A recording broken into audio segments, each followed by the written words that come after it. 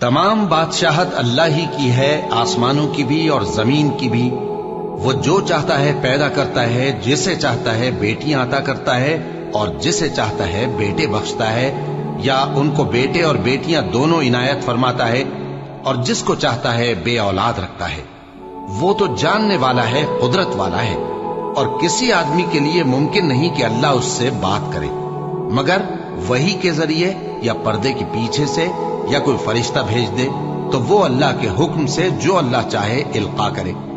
بے شک وہ بلند و برتر ہے، حکمت والا ہے۔ اور اسی طرح ہم نے اپنے حکم سے تمہاری طرف روح القدس کے ذریعے سے قرآن بھیجا ہے۔